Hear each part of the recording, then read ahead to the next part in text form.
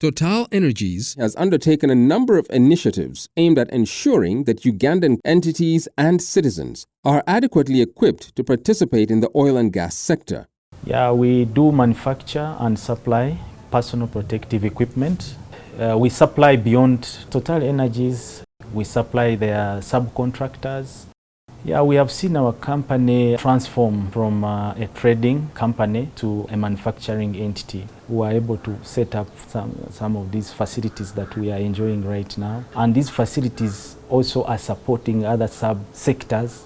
So they have no idea what oil and gas is, but the items they are using are a result of oil and gas. Overall, the industry, manufacturers, suppliers, traders will all enjoy.